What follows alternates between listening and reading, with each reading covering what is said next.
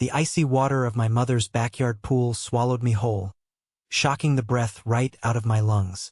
I plunged into the deep end, the sudden silence of the water wrapping around my ears like a heavy blanket. For a fraction of a second, suspended there in the cold blue, I thought about simply staying under.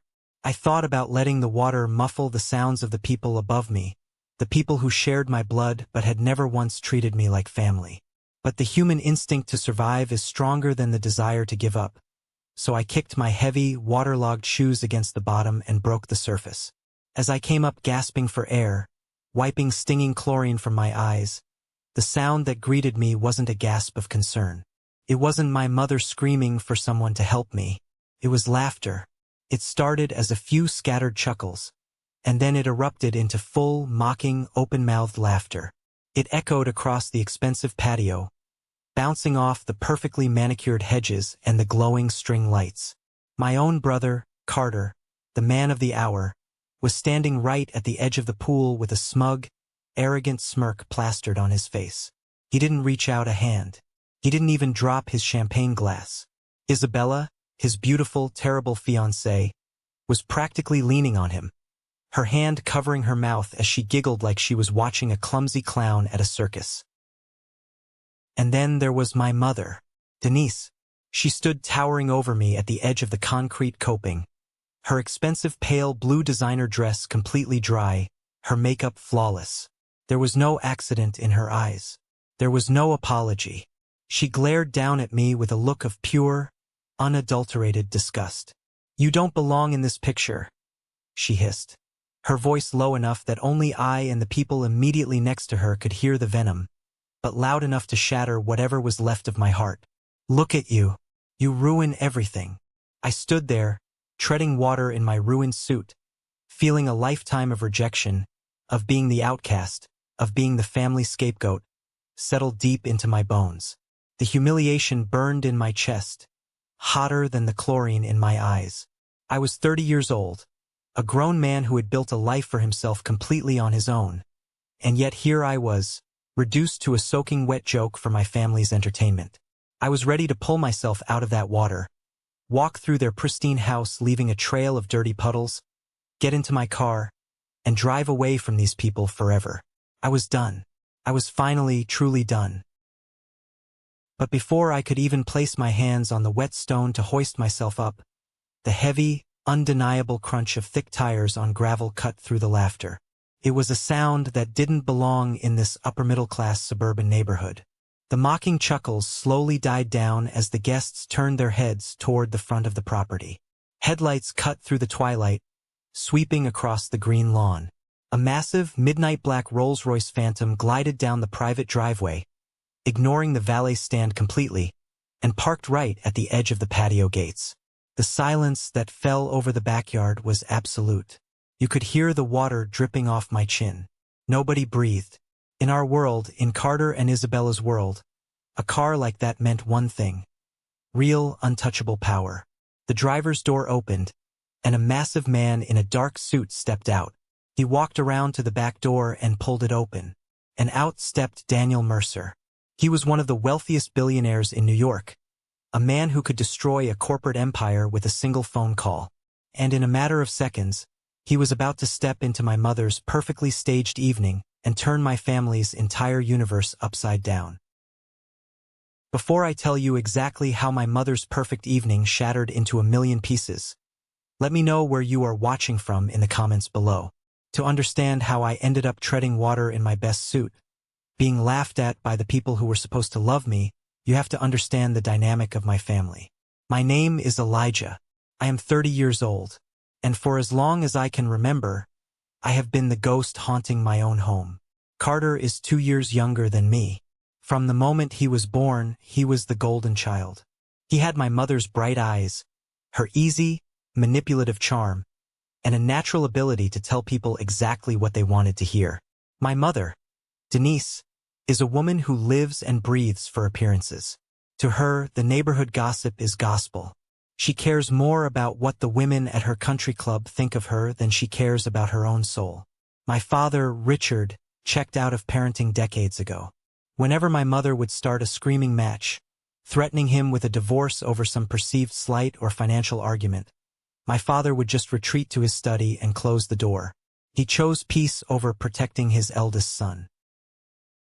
Because I was quiet, because I liked reading more than playing golf, and because I saw right through my mother's superficial facade, I became the enemy. I was the stain on her perfect white rug. The hardest part of growing up as the unfavored child is that you never really stop hoping they will wake up one day and love you. You keep trying to earn a seat at a table where your chair has already been permanently removed. I remember the exact moment the final nail was driven into the coffin of my childhood. It was the spring of my senior year of high school. I had been working 3 part-time jobs, flipping burgers, mowing lawns, and stocking grocery shelves, just to buy a beat-up used Honda. I walked into our kitchen one afternoon to find my mother sitting at the island, handing Carter a thick manila envelope. Carter was grinning from ear to ear. I asked what it was. My mother looked at me, completely deadpan, and told me she was giving Carter the entire college fund that my grandfather had left for both of us. "Carter needs it more, Elijah," she said, taking a sip of her coffee like she was discussing the weather. "He's going to a prestigious private university. He needs to network with the right people. You're just going to the state college. You're smart. You'll figure out the loans. Besides, Carter has potential for high-level management." She didn't even flinch. She stole my inheritance, the money my grandfather specifically meant for my education, and handed it to the golden boy to use as party money. So I figured it out. I moved away, took out massive student loans, and worked myself into the ground while Carter drank his way through a business degree that took him 5 years to finish. After college, I moved to New York City. I had no safety net, no trust fund. If I failed, I would be sleeping on the street. I started at the absolute bottom of the corporate ladder at Mercer Holdings, a ruthless, incredibly successful private equity firm. My starting salary barely covered my rent in a roach-infested apartment in Queens, but I didn't care. I worked 80-hour weeks. I ate cold instant noodles at my desk at 2 in the morning. I studied every financial projection, every legal loophole, every corporate strategy until my eyes bled. While I was bleeding for my career, Carter was failing upward. My parents funded his luxury apartment. They bought him a new car. They introduced him to wealthy contacts. But Carter was inherently lazy.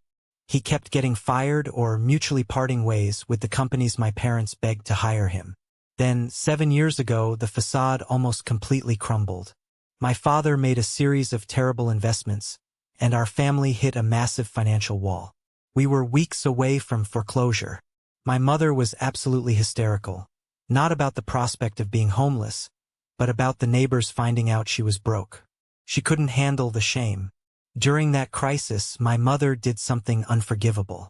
She took my grandmother's antique diamond engagement ring, the only piece of real, meaningful history our family had left, a ring that was supposed to be kept safe for future generations, and she secretly pawned it. I found out when my father called me, crying, drunk on cheap whiskey, confessing what she had done. I had just received my first real, substantial bonus at Mercer Holdings. It was the money I was going to use to finally pay off a massive chunk of my student debt and maybe buy a decent mattress. Instead, I took that entire bonus in cash, took the train back to my hometown, walked into a dingy, foul-smelling pawn shop downtown, and slammed the money on the glass counter. The pawnbroker, a heavy-breathing man with grease on his shirt, handed me the ring. I drove to my parents' house, walked into the living room, and dropped the ring onto the coffee table in front of my mother. I didn't yell. I didn't ask for a thank you. I just looked her in the eye and said, "Keep it in the family." I thought, in my naive, desperate heart, that this would be the moment. This would be the moment she would look at me and realize I was a good son. A son she could be proud of. She picked up the ring, put it in her pocket, and walked out of the room. A month later, she started telling all her country club friends that Carter, sweet, successful Carter, had used the profits from his consulting business to buy the ring back and save the family's honor. She completely erased my sacrifice. She took my hard-earned money, my loyalty, and handed the credit to the golden boy. I stopped coming home after that. I stopped calling. I poured every ounce of my rage and my pain into my work at Mercer Holdings. And it paid off in ways my family couldn't even fathom. Over the next few years, I became the ultimate fixer. I was the guy who cleaned up the messes before the powerful men at the top ever had to see them. I worked directly under Daniel Mercer, the billionaire founder of the firm. Daniel is a man who speaks softly but expects absolute perfection. I gave him exactly that. I earned his respect and then I earned his trust. I was promoted rapidly, eventually becoming the executive director of strategic operations. Within the industry, I was known simply by my initials, EH. I was the final gatekeeper for Mercer Holdings. If a company wanted a multimillion-dollar investment, their files had to pass across my desk. I reviewed the numbers, the liabilities, the legal risks. If I didn't sign off on a project, Daniel Mercer didn't open his checkbook. Period. I held the power to make or break corporate empires. But back in my hometown, my mother was spinning a very different narrative. To her friends, Carter was a rising corporate titan, and I was just a lowly administrative assistant. Whenever relatives asked about me, she would sigh dramatically and say I was doing secretary work in the city, fetching coffee and filing papers. She couldn't understand my job, so she diminished it. I let her tell her lies. I didn't need her validation anymore. I had a massive salary, a penthouse apartment, and the ear of a billionaire. Then, 3 days ago, my desk phone rang. It was Julian, my cousin. Julian always played the role of the family peacemaker, though I always suspected he just liked the drama. He sounded frantic. "Elijah, you have to come down this weekend. It's Carter's engagement party. He's marrying Isabella Sterling. Aunt Denise has been crying all morning because you haven't RSVP'd. She feels terrible about how distant you two have been. Carter really wants his big brother there. Please, man, do it for the family." I deal with manipulators and liars every single day. I negotiate with corporate sharks. I should have seen right through Julian's manufactured panic. But a tiny, stupid part of my heart, the part that still remembered being a little boy wanting his mother to hug him, took the bait. I told Julian I would drive down. I didn't know who Isabella Sterling was. I didn't know that her father, Arthur Sterling, was the CEO of Sterling Logistics. And I certainly didn't know that Arthur Sterling was currently drowning in hidden debt, desperately seeking a $50 million bailout from Mercer Holdings to avoid bankruptcy. I didn't know that the very file detailing Arthur's corrupt labor practices and financial liabilities had been sitting on my desk for 3 months, waiting for my final stamp of rejection.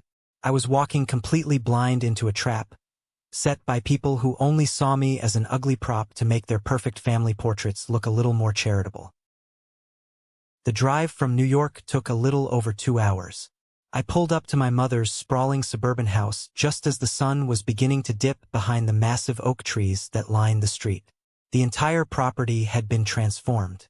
It looked less like a family gathering and more like a Hollywood movie set. There were valet attendants in matching red vests taking keys from guests driving BMWs and Lexuses. String lights were draped elegantly over the driveway, and a string quartet was playing softly on the front porch. I handed my keys to the valet, adjusted the cuffs of my tailored dark suit, and walked up the paved walkway. Right near the entrance, there was a massive ornate floral board resting on a gold easel. It read, in flowing white script, "Carter and Isabella, welcoming the Sterling family."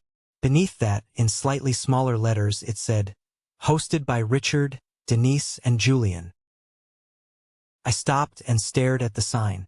They had put my cousin's name on the welcome board, but not mine. Not the older brother. Not the eldest son. Just a blank space where my existence should have been. I felt my chest tighten, a familiar, heavy ache spreading behind my ribs.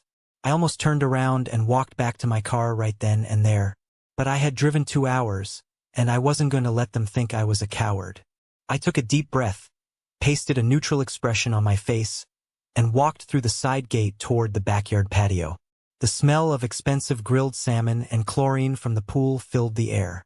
Waiters in crisp white shirts were circulating with silver trays of champagne and hors d'oeuvres. I recognized people I had grown up with, old neighbors, distant aunts and uncles, all dressed to the nines, laughing and sipping their drinks. Before I could even make it to the bar to get a glass of water, my mother appeared. She seemed to materialize out of thin air.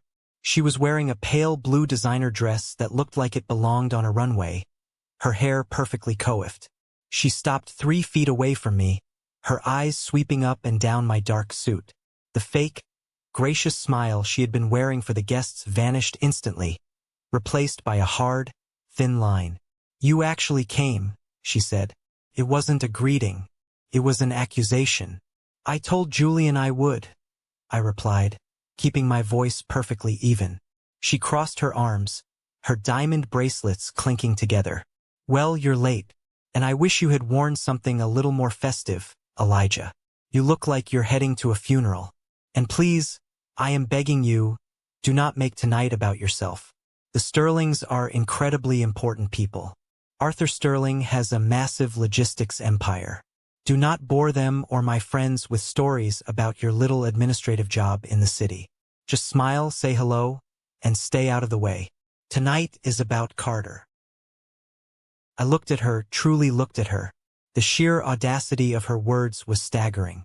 I ran the strategic operations for a firm that could buy Arthur Sterling's company and sell it for parts before lunch. But I didn't say it. Handing the truth to people committed to misunderstanding you is a waste of breath. I just gave her a tight, polite nod. "Understood, mother." I walked past her and headed toward the dining area to find my seat. There was a long, breathtakingly beautiful head table set up beneath a white canopy. It was decorated with cascading white roses, crystal wine glasses, and silver plates. I saw the beautifully printed name cards. Carter, Isabella, Arthur Sterling, his wife Eleanor, my parents, and even Julian. I walked slowly down the entire length of the table. My name wasn't there. A hot flush of humiliation crept up my neck. I looked around the yard and finally spotted my name card. It had been placed on a tiny, wobbly, round cocktail table in the far corner of the yard, half hidden behind a massive potted hedge. It was situated right next to the stone pathway where the catering staff was carrying dirty dishes back to the kitchen. I was 30 years old, a grown man who commanded boardrooms in Manhattan, and they had banished me to the kids' table next to the trash. Just as I reached my little table, Julian walked past, holding a glass of scotch. He stopped, feigning surprise, and put on a look of deep, fake pity. "Oh, man," Julian said, shaking his head. "Elijah, I'm so sorry. I think Carter wanted the main table to look balanced for the photographs. You know how Isabella is about aesthetics. They needed an even number. Don't take it personally, all right?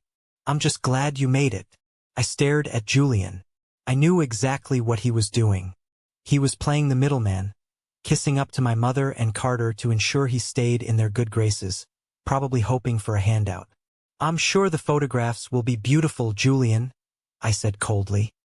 He blinked, unaccustomed to me not taking the bait, and scurried away. I sat down at my isolated table. A few minutes later, an old high school friend of Carter's, a guy named Marcus, strutted by. Marcus had always been a bully, a guy who peaked in high school and now rode Carter's coattails. He leaned over my table with a smug, oily grin. "Hey, Elijah," Marcus sneered. "Still fetching coffee for the big guys in New York? Carter tells me you're basically a glorified assistant these days. Listen, let me know if you need a real job. Carter and I are going to be running a massive operation soon. I'm sure he could find a spot for you in the mailroom. Family takes care of family, right?" I didn't break eye contact. I didn't raise my voice. I just looked at him with the same detached clinical interest I used when reviewing a bankrupt company's assets. "I'm doing just fine, Marcus. Enjoy the free alcohol while it lasts." Marcus scoffed, muttered something under his breath, and walked away. I sat there alone for over an hour, watching my family celebrate a life I was explicitly excluded from. The only person who showed me a shred of human decency was an older man working the catering staff, a chef whose name tag read Thomas. He noticed me sitting alone by the dish return. He quietly walked over, carrying a plate of hot, perfectly cooked steak and a glass of sparkling water with a slice of lemon. You look like you've had a long drive, sir, Thomas said kindly, setting the plate down. It gets loud out there. Enjoy the quiet. I thanked him genuinely. It was a tiny gesture, but that chef showed me more respect in 10 seconds than my own mother had in 30 years. Later in the evening, I decided to stretch my legs. I walked toward the outdoor bar near the edge of the patio. That is when I overheard Arthur Sterling holding court with a group of men, including my father, Carter, and Marcus. Arthur was a loud, red-faced, barrel-chested man who clearly loved the sound of his own voice. He was holding a thick cigar, laughing loudly at his own jokes. I stood in the shadows near a trellis, out of sight, and listened.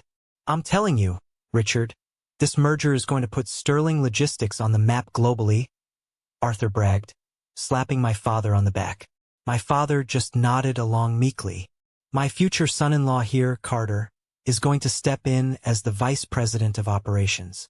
We are securing a $50 million capital injection from Mercer Holdings. $50 million. It's basically a done deal.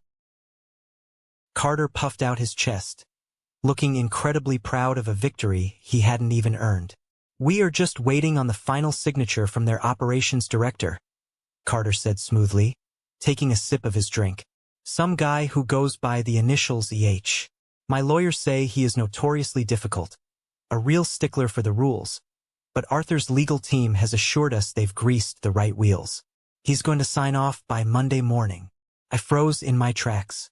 The glass of sparkling water in my hand suddenly felt very cold. My heart started pounding a slow, heavy rhythm against my ribs.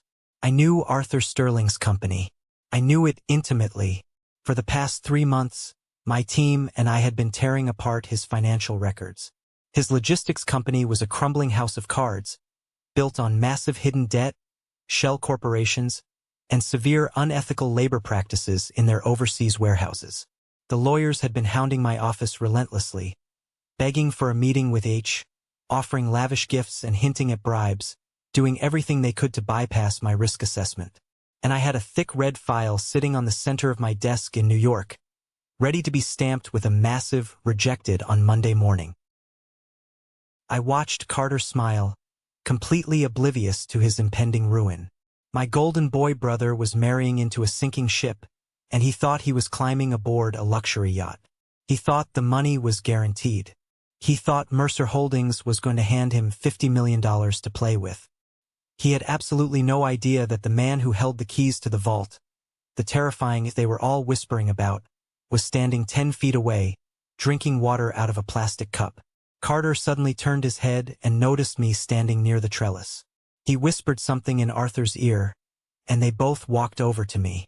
Isabella, poured into a tight, incredibly expensive designer dress, followed closely behind them. As she walked, she raised her left hand to brush her hair back, and the patio lights caught the brilliant flash of a diamond. My grandmother's diamond. The ring I had bought back with my blood and sweat. Elijah, Carter said, his voice dripping with condescension. I see you found your little table back there. Listen, Arthur and I were just talking. Once the new capital comes in next week, we are going to be expanding the headquarters. I know you're stuck doing administrative work right now, answering phones and all that, but I could probably talk to the HR department and get you an interview for a low-level management spot. We believe in helping family. Isabella let out a sharp, unpleasant laugh. Oh, Carter, you are too generous. But we really need people with actual corporate business experience, honey. Elijah might be a bit out of his depth in a real office. I looked at Isabella's sneering face, then at Carter's arrogant smirk, and finally at Arthur Sterling, who was puffing on his cigar like he owned the world. I felt a profound, chilling calm wash over me. The anger, the hurt, the childhood trauma. It all vanished, replaced by cold, hard clarity. I wasn't the victim here.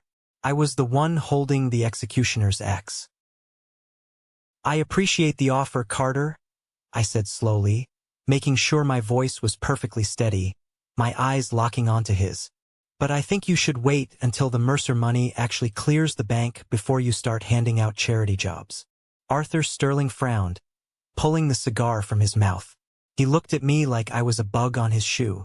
The money is secure, young man. You don't know the first thing about high-level corporate finance. Stick to making copies. I just smiled a small, tight, genuine smile. We'll see. I turned and walked away, heading back toward the main patio as the sky turned pitch black. The air felt heavy, thick with the promise of a storm. The final act of this miserable family play was about to begin, and for the first time in my life, I knew exactly how I was going to rewrite the ending. The party naturally gravitated toward the edge of the large, illuminated swimming pool as the time for speeches approached. Waiters expertly navigated through the crowd, handing out fresh crystal flutes of champagne. I stood near the back, leaning against a cool stone pillar, watching the spectacle unfold. My mother, Denise, stepped up to a small microphone they had set up near the water's edge. She tapped a silver spoon against her glass, demanding the absolute attention of every guest in the yard. She looked radiant, playing the role of the perfect, loving matriarch with terrifying precision. Family, my mother began, her voice trembling with perfectly practiced emotion. Family is knowing who belongs in your life and protecting what matters most. She paused, letting the guests murmur in agreement. When I look at my son Carter and his beautiful Isabella, I see the future. I see success, I see beauty, and most importantly, I see a legacy. Richard and I have always raised Carter to understand the value of hard work, loyalty, and tradition. And seeing him give Isabella my dear mother's antique diamond ring, well, it just proves that he is a man who honors our history, a man who sacrifices for the people he loves. I felt my jaw clench so tightly I thought my teeth would crack. A vein throbbed in my temple. She was standing there, in front of 100 people, taking the ultimate sacrifice I had made, the money I had bled for, the ring I had rescued from a pawn shop, and wrapping it up like a shiny gift for my brother to claim as his own. I looked across the crowd and locked eyes with my Aunt Martha. Martha knew the truth. She was the only other person who knew I had bought that ring back. But the moment my eyes met hers, she quickly looked down at her expensive shoes, too cowardly, too afraid of my mother's wrath to ever speak up and defend me. My mother wiped a delicate, fake tear from the corner of her eye, careful not to smudge her makeup. The crowd clapped enthusiastically. Arthur Sterling raised his glass high in the air and shouted, "To the future of Sterling Logistics and the new family." Carter beamed, looking like a king surveying his newly conquered kingdom. Then, the hired photographer stepped forward, clapping his hands loudly to corral the guests. "All right, everyone, beautiful speeches. Now, before we lose the lighting, let's get the immediate family together for some formal portraits right here by the water. I need Richard, Denise, Carter, Isabella, and Arthur right here in the center. Let's make it tight. Everyone smile." People started shuffling around, making room for the VIPs. I took a slow, deep breath, pushed myself off the stone pillar, and began walking toward the group. I didn't want to be in their picture. I hated being near them. Every fiber of my being wanted to walk out the front door. But I was Carter's older brother. I was immediate family. If I didn't walk up there, it would cause whispers among the guests. I was just trying to do the polite thing, to fulfill the bare minimum requirement of my bloodline. As I stepped into the bright, harsh glare of the camera's lighting umbrellas, my mother saw me approaching. Her perfect, glowing smile vanished instantly. Her eyes widened in a sudden, visceral panic. She quickly stepped away from Carter and intercepted me before I could reach the edge of the group. She reached out and grabbed my upper arm. Her manicured fingernails dug painfully through the fabric of my suit jacket, pinching my skin. "What do you think you are doing?" she hissed under her breath, her face inches from mine. Her breath smelled of champagne and mints. "I am getting in the family photo," I said quietly, keeping my face neutral for the guests watching us. "No, you are not," she snapped, her voice trembling with a sudden vicious rage. "You are ruining the aesthetic. Look at your suit. Look at your face, you look miserable. This picture is going to the society pages, Elijah. You don't belong in this picture. You don't belong here. Go sit down at your table." I looked down at her hand, gripping my arm like a vice. In that split second, a montage of my entire life flashed before my eyes. I thought about the stolen college fund. I thought about the lonely holidays spent eating takeout in my cramped apartment. I thought about the antique diamond ring sparkling on Isabella's finger. The years of swallowing my pride, the years of shrinking myself to make them comfortable, the years of accepting their disrespect. It all hit a massive boiling point. The dam broke. For the first time in my 30 years of life, I did not retreat. "I am his brother," I said, my voice rising just enough for the people standing nearby to hear. "I am standing in this photograph. Let go of me," I added, pulling my arm forcefully out of her painful grip. My mother panicked. She saw the photographer looking confused, lowering his camera. She saw Arthur Sterling raising an eyebrow at the commotion. She felt her perfect, rigidly controlled environment slipping through her fingers. In a moment of pure, unhinged desperation to get me out of the frame, to literally erase me from the picture, she lunged forward and shoved me. She didn't just push me away. She planted both of her hands squarely on my chest and shoved with all her body weight. Because I was standing right on the edge of the pool, near the slick, wet stones, my leather dress shoes had absolutely no traction. My arms flailed wildly in the air as my center of gravity shifted backward violently. I saw the dark night sky spin above me. I saw the shocked faces of the guests. And then, the cold, heavy water slammed up to meet me. The impact knocked the wind out of me, plunging me into the silent blue depths. When I finally broke the surface, gasping and wiping the water from my eyes, the sound that greeted me wasn't horror. It was the laughter, Carter's smirk, Isabella's giggles, my mother's cold, relieved glare. I placed my hands on the edge of the pool to hoist myself out, the humiliation burning in my chest like a physical fire. But then, the heavy, unmistakable sound of a high-end engine purring cut through the murmurs of the crowd. Headlights swept across the manicured lawn. The massive, black Rolls-Royce Phantom glided down the private driveway, stopping right near the open patio gates. The laughter died in people's throats. Everyone turned to look. The driver's door opened, and a massive man in a dark suit stepped out. He walked around to the back door and pulled it open. And out stepped Daniel Mercer. He was wearing a tailored charcoal suit, his silver hair perfectly combed. He exuded the kind of quiet, terrifying authority that didn't require raising a voice. He didn't look at the extravagant decorations. His sharp eyes scanned the crowd, bypassing Arthur Sterling, who was already running toward him like a desperate puppy. Daniel's eyes landed directly on the pool. He saw me, soaking wet, pulling myself out of the water onto the cold concrete. The silence in the backyard was absolute. Daniel Mercer bypassed Arthur, walked straight through the crowd of frozen guests, and stopped right at the edge of the pool. He looked down at me. Then he unbuttoned his suit jacket, took it off and held it out to me. "Are you all right, Elijah?" Daniel asked, his voice echoing in the dead quiet of the yard. I took a deep breath, water dripping from my chin, and looked up into the eyes of the billionaire. "I'm fine, Daniel," I said evenly. "Just a little misunderstanding about where I belong." Daniel's eyes narrowed dangerously as he looked slowly at Carter, and then at my mother. "We'll see about that," he said. Daniel Mercer stood at the edge of the pool, his presence commanding the absolute attention of every single person in that sprawling backyard. The laughter that had been directed at me just seconds prior had completely evaporated, replaced by a thick, suffocating silence. He was holding his custom-tailored charcoal suit jacket out to me. The heavy, cold water from my ruined clothes was dripping continuously onto the pristine stone patio, pooling in dark, messy circles around my leather shoes. I slowly reached out, my hands shaking just slightly from the adrenaline, the betrayal, and the chill of the night air, and I slipped my arms into his jacket. It was warm. It was heavy.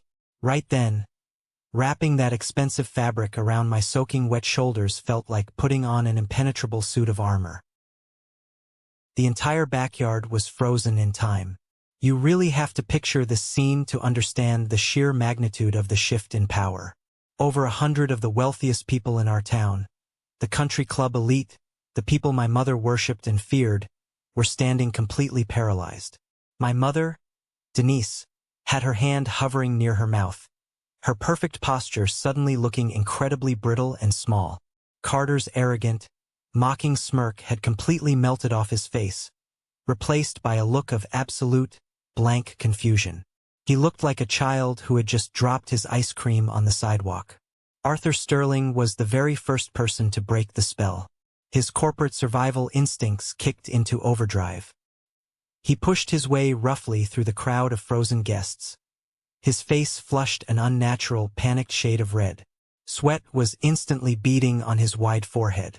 He practically sprinted toward Daniel Mercer, almost tripping over a decorative planter in his haste. He had his right hand outstretched, completely ignoring the fact that I was standing right next to the billionaire, shivering and dripping wet. "Mr. Mercer! Mr. Mercer, sir!" Arthur shouted, his loud voice cracking with desperate, embarrassing excitement. "I am Arthur Sterling. We have been trying to coordinate a meeting with your office in New York for months now. My lead lawyer has sent dozens of formal requests. I am so unbelievably honored you came to my daughter's engagement party tonight. This is my future son-in-law, Carter. We are the core management team behind Sterling Logistics." Arthur was completely breathless. He looked like a man begging for his life, which, in the high-stakes corporate financial world, he absolutely was. He thought Daniel Mercer was here to bless the marriage and the business merger. He thought he had won the lottery. Daniel Mercer did not reach out to shake his hand. He did not even look at Arthur's face right away. He just slowly, deliberately turned his head and stared down at Arthur's outstretched, sweaty hand as if it were a piece of rotting garbage resting on the sidewalk. The silence stretched out, agonizing and sharp. Arthur awkwardly, slowly pulled his hand back, wiping his palm on his expensive slacks. "I know exactly who you are, Mr. Sterling," Daniel said. His voice was quiet, incredibly calm, and completely devoid of warmth, but it carried across the dead-silent yard like the crack of a whip.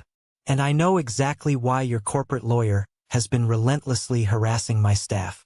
You are drowning in toxic debt, Arthur, and you are desperately looking for a $50 million lifeline from my firm to save your sinking ship." Arthur swallowed hard, his Adam's apple bobbing visibly in his thick throat. The color started to drain from his face. "Sir, I assure you, our financial projections for the next quarter are completely solid. The market is just experiencing a temporary shift. If we could just get a formal meeting with your executive director of strategic operations, the man your office calls EH. If I could just sit down with him for 5 minutes, I can explain the numbers. I can prove our long-term value." Daniel finally looked Arthur directly in the eye. A cold, terrifying, predatory smile touched the corner of the billionaire's mouth. "You do not need to schedule a meeting with him, Arthur," Daniel said smoothly, the absolute authority in his voice leaving no room for argument. "He is standing right in front of you." Arthur blinked heavily. He looked around the yard, his eyes darting back and forth in confusion. He looked at Carter. He looked at my mother. Finally, his eyes slowly dragged back to me. He looked at my wet, plastered hair, my ruined, soaking wet suit, and Daniel Mercer's expensive jacket draped protectively over my shoulders. His brain simply refused to process the information. It defied his entire worldview. "I do not understand," Arthur stammered, his loud, booming voice reduced to a pathetic, breathy whisper. "Elijah," Daniel said, turning his body completely toward me, his tone shifting instantly from disdain for Arthur to one of absolute professional respect for me. "Would you care to explain the current status of the Sterling Logistics investment file to Mr. Sterling?" I took a deliberate step forward. The cold night air hit my wet face, but I had never felt more awake, more intensely alive, in my entire 30 years of existence. I looked directly into Arthur Sterling's terrified, wide eyes. Then I shifted my gaze to my brother, Carter, whose face had drained of all color, making him look like a ghost standing under the patio lights. "The file is dead, Arthur," I said, my voice ringing out clearly, echoing over the surface of the swimming pool. I am the Executive Director of Strategic Operations for Mercer Holdings. And for the past 3 agonizing months, my investigative team and I have been tearing your logistics company apart piece by piece. A collective, audible gasp rippled through the wealthy guests. My mother took a staggering step back, her high heel catching awkwardly on the edge of a paving stone. She almost lost her balance. Carter's jaw literally dropped open. He tried to form a word, he tried to speak, but his throat was completely dry. I did not stop. I let 30 years of being the invisible, unloved, disrespected son fuel every single syllable that left my mouth. "You wanted $50 million of our capital," I continued, taking another step closer to Arthur, forcing him to look up at me. "But my comprehensive audit found your hidden offshore accounts. We found the massive, undeclared liabilities you tried to bury in shell companies. We found the severe, unethical labor practices in your Southeast Asian warehouses that you desperately tried to hide under fake ledger entries. Your entire company is a fraud, Arthur. It is a house of cards waiting for a strong breeze. And I do not throw Mercer Holdings money into a black hole. The deal is rejected. I personally stamped it rejected last Tuesday." Arthur's face went from pale to a sickly, ash-gray color. His heavy chest heaved as he struggled for air, clutching the lapels of his own suit. "No," he whispered, shaking his head frantically. "No, you are a secretary. Carter told me you were an administrative assistant. He told me you fetched coffee and filed papers."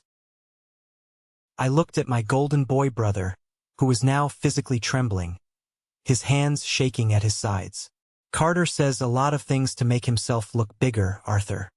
He also stood here tonight and let my mother tell everyone in this yard that he bought his beautiful fiancée an antique diamond ring with his own hard-earned business profits. That was a lie, too. Carter hasn't earned a single dollar of his own in his entire life." Daniel Mercer stepped forward, standing shoulder to shoulder with me, presenting a united, impenetrable front. "My firm operates on absolute trust, transparency, and integrity, Mr. Sterling," Daniel said to the crowd. "Elijah is my most trusted executive. He holds the keys to my vault. He told me this logistics deal was toxic garbage, and his word is the final law in my building. Furthermore, after personally witnessing the sheer lack of basic human decency displayed by this family in this yard tonight, I would not invest a single dime of my money in anyone associated with them. This is the moment that changes everything, the moment I finally took back control of my life. Thank you so much for your patience and for staying with me until now. You've been amazing. Please give this video a like and comment one below to let me know you've made it this far. Not only does this help more people find this story, but it also lets me know that my experiences truly mean something to someone. Your support is my greatest motivation to keep sharing the rest of this journey. The brutal, uncompromising reality of my words slammed into Arthur Sterling like a physical freight train. He stood there, frozen, as the horrifying truth washed over him. He realized, standing there in front of the entire town, in front of his peers and competitors, that his company was effectively dead. Mercer Holdings was the ultimate gold standard in the private equity world. If we publicly rejected a deal due to fraud and hidden liabilities, no other bank, no other venture capitalist, no other investor in the entire country would ever touch his business. He was completely, irrevocably ruined. Arthur spun around, his eyes blazing with absolute, unhinged fury, and charged directly toward my father and Carter. "You lied to me!" Arthur screamed at the top of his lungs, spit flying from his lips, his fists clenched so tightly at his sides that his knuckles were pure white. "You told me you had an inside connection at Mercer. You told me your brilliant son was going to guarantee the funding for the merger. You set me up with a complete fraud. You tied my family to a sinking ship. Arthur, please, I am begging you. Let's calm down and talk about this inside." My father pleaded, raising his trembling hands, absolutely terrified of the public conflict and the scene it was causing. "We honestly did not know.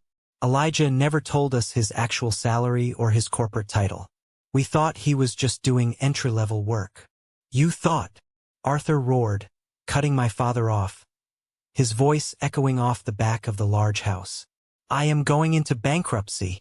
My remaining investors are going to pull out by Monday morning when the news of this rejection hits the financial wire. And you? He pointed a thick, trembling, furious finger directly at Carter's chest, poking him hard. You are nothing but a useless, spoiled little boy playing dress-up with your daddy's credit cards. The wedding is completely off. The corporate partnership is dead.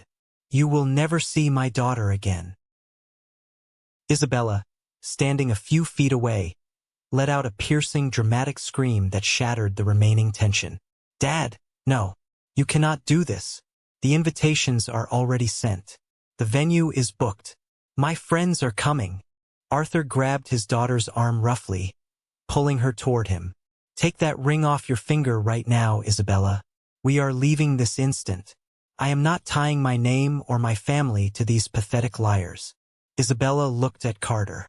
She looked at his pale, terrified, completely pathetic face. He did not say a word to defend her. He did not step forward to protect their relationship.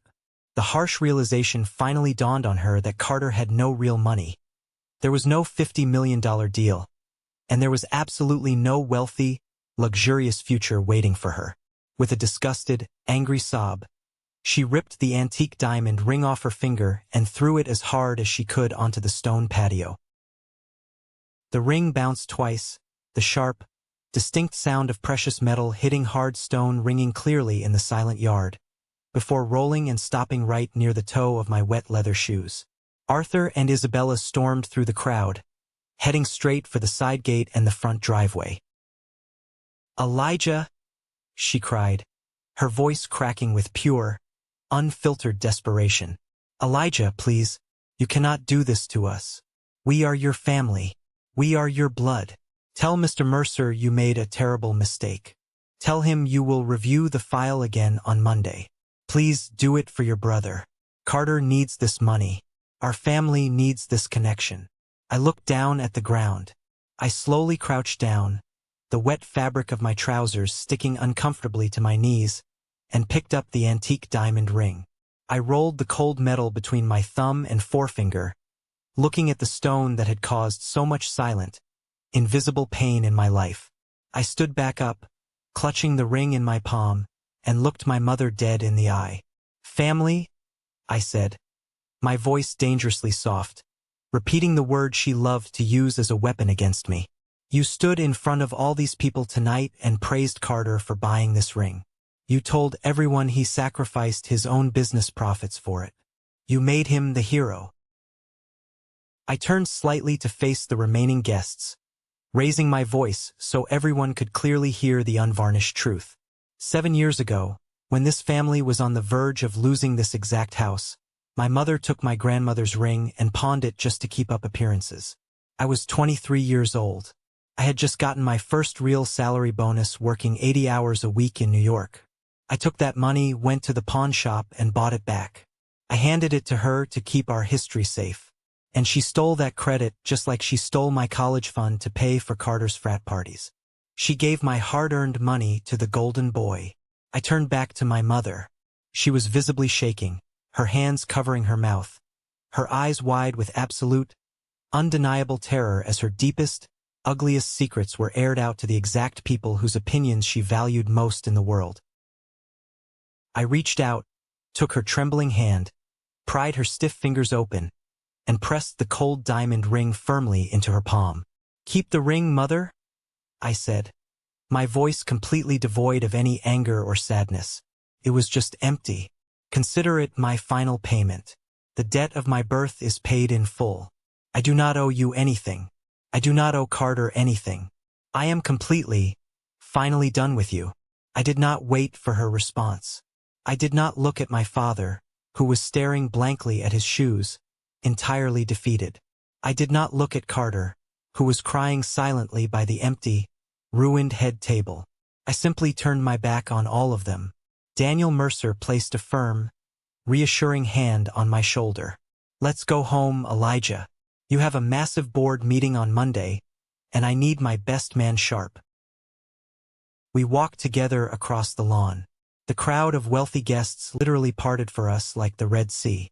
I climbed into the back of the warm, leather-scented Rolls-Royce.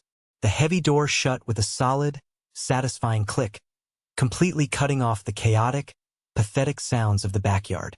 As the car pulled out of the driveway and onto the main road, heading back toward the city, I did not look back out the window.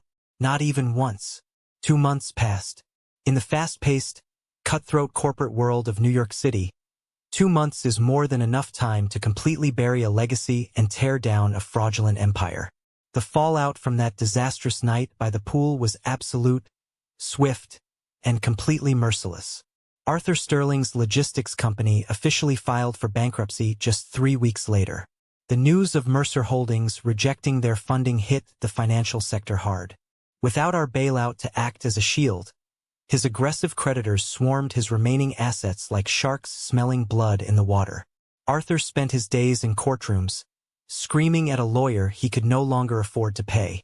The grand society wedding, obviously, remained permanently canceled. I heard through the grapevine that Isabella quickly moved down to Miami and was already engaged to a much older, incredibly wealthy real estate developer. She landed on her feet as people like her always do. My own family's world, however, completely unraveled at the seams. With the Sterling deal dead in the water, Carter lost his phantom vice president job. He had absolutely no income, no real skills, and no salary to speak of. But he was drowning in a mountain of high-interest credit card debt from trying to keep up with Isabella's lavish, demanding lifestyle. My parents had foolishly co-signed the expensive lease on his luxury downtown apartment, and when he inevitably defaulted on the massive monthly payments, the bank came aggressively after them. I heard from a former neighbor that my mother was quietly, desperately selling off her designer bags, her expensive shoes, and her jewelry online just to keep the lights on in that massive, empty suburban house. The wealthy country club friends she had sacrificed my mental health for, the women she had tried to impress by pushing me into a swimming pool, they stopped returning her calls entirely. In their superficial, status-obsessed world, financial ruin is a contagious disease, and my mother was patient zero. She was completely isolated. Then, on a rainy Tuesday afternoon, I received the final piece of the puzzle regarding my family's betrayal. I was sitting in my corner office in Manhattan, reviewing a new tech acquisition, when my personal phone buzzed on the mahogany desk. It was a large audio file sent from my 18-year-old cousin, Chloe. Chloe was the only person in that entire extended family who had ever looked at me with genuine sympathy, though she was always too young and too afraid of my mother's terrifying temper to ever speak up and defend me. The text message attached to the audio file simply read, "Elijah, I thought you should know the absolute truth about the seating chart at the party. I filmed this from the hallway when they didn't know I was there. I am so sorry I didn't say anything sooner. You didn't deserve any of it." I put in my wireless earbuds and hit play. The audio was slightly muffled, clearly taken from a phone hidden in a pocket or behind a door, but the voices were unmistakable. It was my cousin Julian, talking to my mother on the afternoon of the engagement party, hours before I even arrived. "Aunt Denise, seriously, do not worry about Elijah tonight," Julian's voice sneered through my phone speaker. "I already took care of it. I moved his name card to the back cocktail table near the kitchen doors. He won't be in the way of the Sterling family photos. I know you hate having him around when important people are here. He always looks so gloomy and brings the mood down. Listen, Aunt Denise, speaking of the party and helping out, I was wondering if we could talk about that small loan I asked you for, just to tide me over." I stopped the recording. I leaned back in my ergonomic leather chair and let out a sharp, genuine laugh that echoed in my quiet office.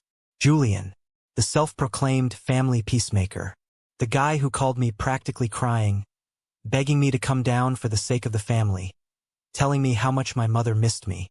He had purposely lured me there, intentionally isolated me, and set me up for public humiliation just to suck up to my mother for a quick cash handout. I didn't get angry. Anger is a useless, exhausting emotion. I got efficient. I took that raw audio file and dropped it directly into the massive family group chat that I had kept on mute for 7 years. I didn't add a long, dramatic, emotional message. I didn't explain myself or demand an apology. I just sent the audio file and watched the read receipts immediately roll in across the screen. The group chat exploded within seconds. Julian tried to send a frantic, poorly spelled excuse claiming it was taken out of context. My aunts started demanding answers, asking how he could do that to his own cousin, calling him a manipulative liar. My mother, predictably, went completely cowardly silent. She had nothing left to say.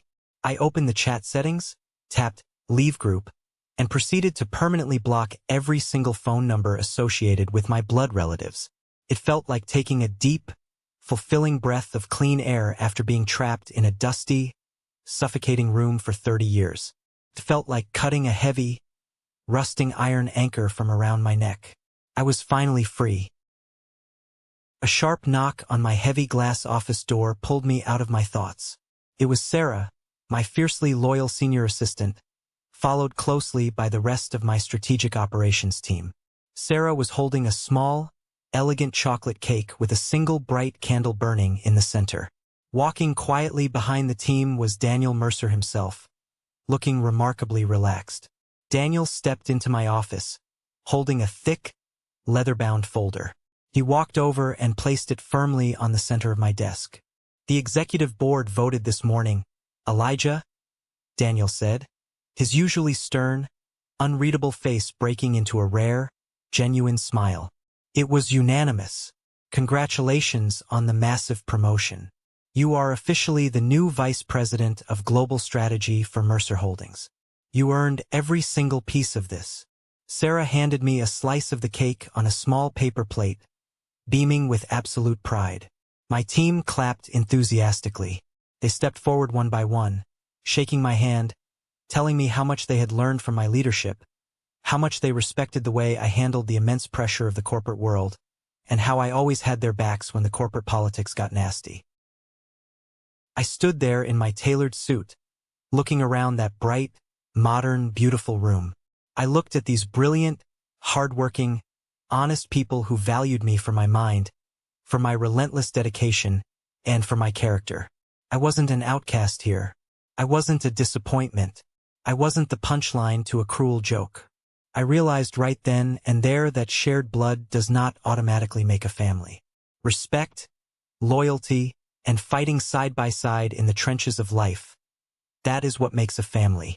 I had finally found my true place in the world, and the absolute best part was, I did not have to shrink myself down or apologize for my success to fit into it. Later that same night, I stood completely alone by the massive floor-to-ceiling windows of my penthouse apartment. The city of New York stretched out infinitely below me, a glowing, pulsing grid of endless possibilities. The traffic moved like rivers of yellow and red light far beneath my feet, silent through the thick glass. It was completely quiet up here, peaceful, the kind of peace you only achieve after surviving a war. I pulled my personal phone out of my pocket and opened the settings. Out of morbid curiosity, a desire to close the final chapter of my past, I checked my blocked messages folder. There were dozens of voicemails sitting there in the dark, waiting to be heard. I listened to the first few seconds of a few. There was one from Carter, his voice thick with pathetic tears, desperately apologizing for laughing at me, asking if I could just forgive him and maybe introduce him to some of my corporate contacts, just to get him an entry-level interview somewhere so he wouldn't face eviction. There were several from my mother, leaving long, rambling, hysterical messages about how a mother's love is supposed to be unconditional, about how families need to forgive each other's mistakes, and how she was just under so much intense social stress that night at the pool and didn't mean to push me. She even cried about the inheritance, begging me to remember the good times we supposedly had. She still couldn't admit the absolute truth. She wasn't sorry for how she treated me. She was only sorry because I had power, and because she was facing the brutal consequences of her own vanity. I didn't listen to the rest of the messages. I highlighted the entire folder, selected all the voicemails, and hit delete. Gone. Erased. Permanently removed from my life. For 30 long years, I truly believed that my greatest tragedy in life was not being loved by the people who brought me into this world. I thought I was fundamentally broken because no matter how hard I worked, no matter how much of my salary I sacrificed to fix their mistakes, I couldn't earn their basic approval. But as I stood there, looking out over the incredible city I had conquered with my own 2 hands, I realized the absolute truth. Their rejection wasn't a punishment. It was a brutal, necessary form of protection. It forced me to walk into the fire completely alone, and that fire forged me into titanium. When you finally stop exhausting yourself trying to belong in a room that actively wants you to fail, you realize you have the power and the freedom to go out and build your own castle. Thank you for sticking around and listening to my story. It's not easy opening up about the darkest, most painful parts of your past, but I felt like I really had to share this. Sometimes, the people who are supposed to protect you are the exact ones you have to protect yourself from. I hope this resonated with you in some way. Have you ever found yourself in a similar situation, fighting endlessly for respect from the people who should have given it freely? Let me know down in the comments. And hey, if you made it all the way to the very end of this video, I want you to comment the letter W down below. W stands for winner. That's our secret code. It's the sign to recognize the 1% club, the amazing people who don't just click away when things get deep, the ones who stay for the whole journey. Seeing those W's in the comments lets me know I'm not just speaking into a void. Please don't forget to hit that like button and follow the channel so we can keep sharing these stories together.